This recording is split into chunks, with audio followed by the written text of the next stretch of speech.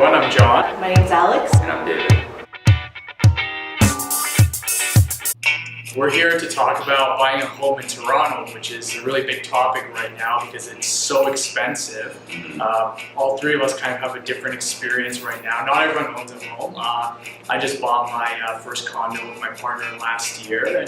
Same with me, so we bought our first condo in September of last year. And I am trying to get into the housing market, and I don't know what's going to happen. Right, and you're trying to buy a home on your own, which is that's even a more dream. complicated. Yeah, that's a dream, but who knows? Well, I think one of the first things you really need to consider is, what kind of place can I really afford? There's a lot of new laws in place that require you to pass a stress test. That really puts a big limitation on, the level of place you can afford. I think everyone has an idea of what they want, but realistically, at 5 times gross income, the mortgage you can get isn't necessarily going to get you all the way there. We qualified for our mortgage just before the stress test came into effect, and that was a big help because we could have a bigger mortgage than we want. But that's something that I think everyone has to keep in mind when they're buying a home, right? You have to compromise what's kind of your ideal, what you have in your mind, what you want to buy, and then what you can actually afford. So the stress test was introduced last January. It basically says no matter how big your down payment, you have to pass a test to show that you can afford a mortgage that is bigger than what you're qualifying for. So the rule of thumb is basically you're going to have to qualify for a mortgage at least 2 percentage points higher than your current mortgage rate, or whatever the Bank of Canada 5-year average rate is. And that was brought in by the federal regulator last year to ensure that people weren't buying homes that, if interest rates rose, they couldn't afford it. So what does that mean in terms of what a single person can afford in Toronto? Well, let's break it down. I guess the average condo in Toronto is somewhere in the range of $600,000. Let's say you're aiming to put 20% down. So now you need a mortgage of about $480,000, and according to the new stress test, that means you need to make anywhere between $90,000 to $120,000 a year. So if I had to do this whole process again, I think a couple of the key things I would look at, because we actually looked for both houses and condos. I think number one, obviously they tell you location, especially in a city like Toronto, where pretty much everyone has to be a commuter. You do need to find those sort of small unsaturated pockets. So an example is when we looked at houses out west, even just getting there to see the places, I could see that TTC was a mess. It was going to be a pain every morning to have to commute to work. So, obviously that affects the price you're willing to pay, and it affects your general mood towards the properties as well. When looking at condos, I think in general, Toronto is a city that's pretty saturated by condo. For us, we ended up actually buying old loft building, and I think that looking for those buildings that have character or have something a little bit different about them. In my mind, it was just so when I go to resell this in 5-10 years, I can actually have a good asking price instead of just being one of the thousands of condos being listed because the city is so saturated. Yeah, I mean, when I was looking, for us, the big factor for us is we don't want to sell this condo in 2 years. We don't want to flip this condo.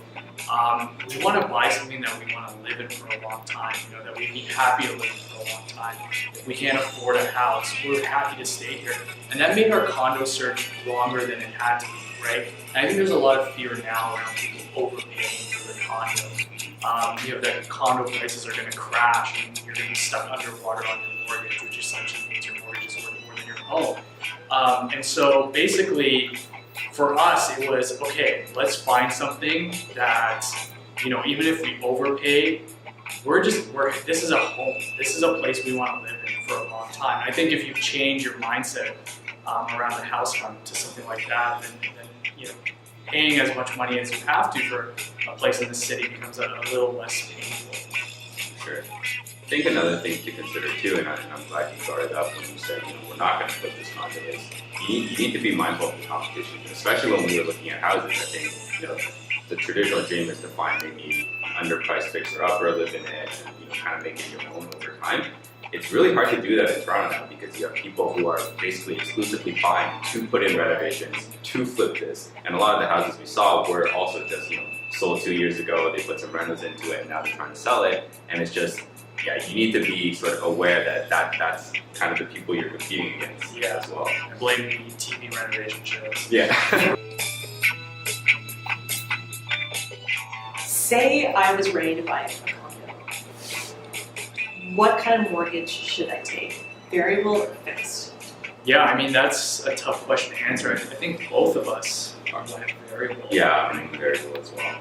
I think one of the main considerations for me when I was choosing between fixed versus variable, obviously this is my first mortgage. I talked to a whole bunch of people, and I think the best advice that I heard was if you can't afford a variable mortgage, then maybe you shouldn't be thinking about getting a mortgage, period.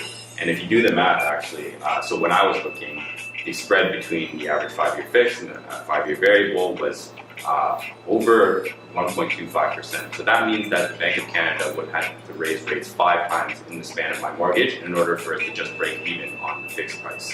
On top of that, if you think about it, as you pay the mortgage down, the interest becomes less and less, right? So not only would the Bank of Canada have to raise the rates 5 times, but they would have to actually come pretty early on in that 5-year mortgage lifetime in order for it to be worth it to take the fixed over the mortgage. Yeah, I think that's a good point. If you're only getting a fixed mortgage because you need it to stay at that rate or you can't afford your mortgage, well, in 5 years, or maybe you took a 1-year term or a 3-year term, whatever it is, however long your term, your mortgage is going to eventually come up for renewal. And when it does, you might be paying that higher interest rate anyways. And if you were depending on that fixed rate to be able to make your mortgage payments, well, that's going to be a really bad day for you, right? So I think that's a great point about variable. And then historically in the last 30 years, we've seen that variable has been the winner, and past performance isn't indicative of future performance, but still, we're clearly in a long-term trend that may continue to hold that interest rates going down.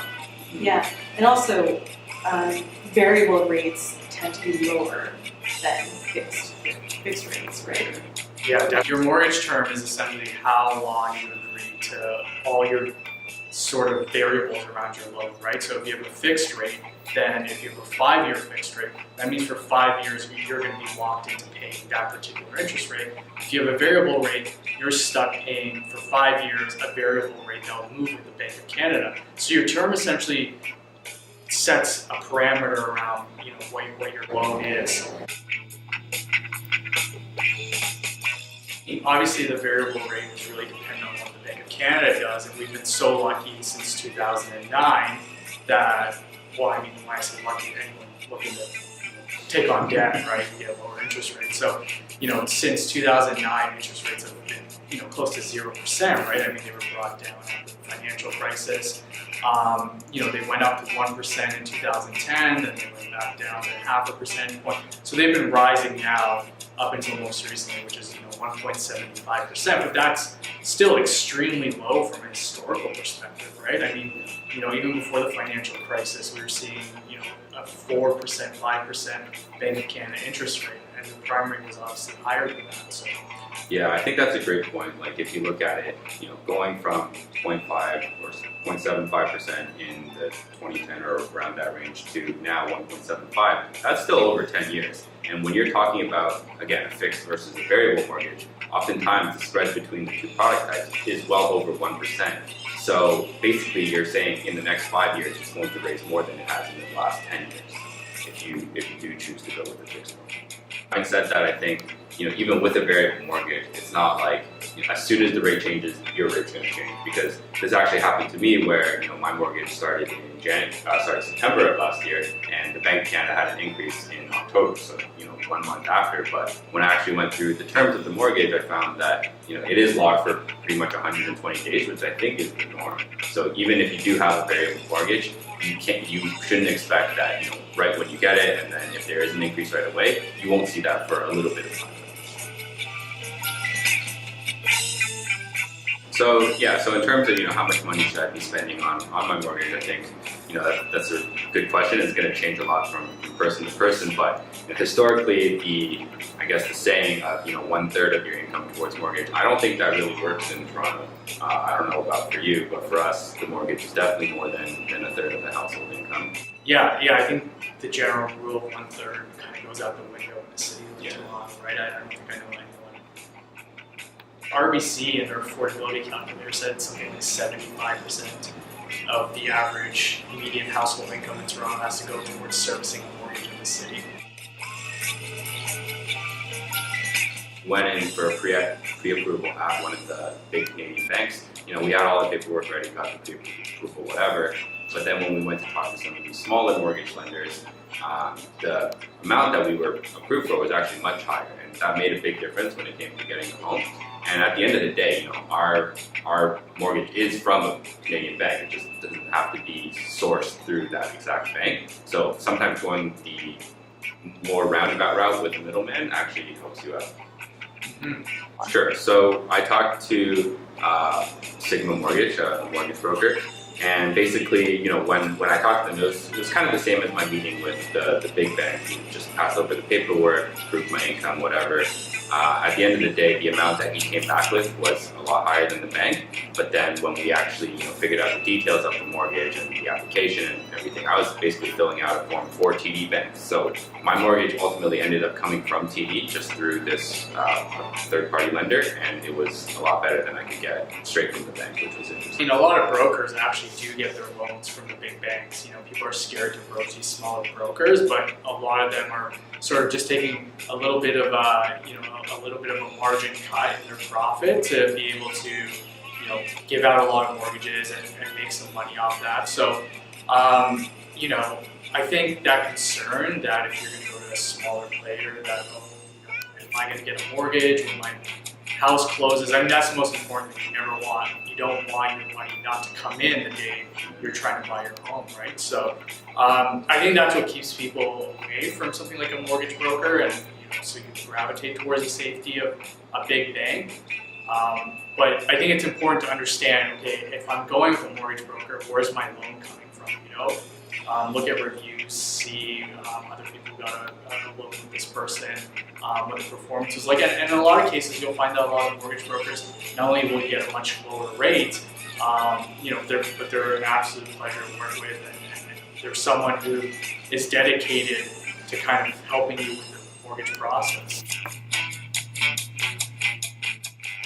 So if you see a rate of, let's say, 3% advertised at a big bank, what is actually happening when you apply for that mortgage is you're borrowing the money from them, and they're borrowing the money from the Bank of Canada at the prime rate, which I think is 1.75. Right? The overnight rate.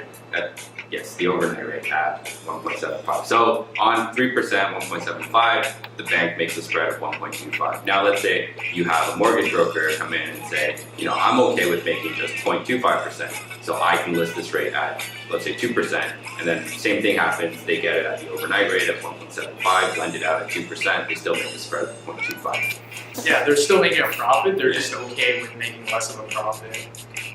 And that's what you do anyways if you're trying to give away market share from a bigger company, right? There's an important value for me to be able to own my own property.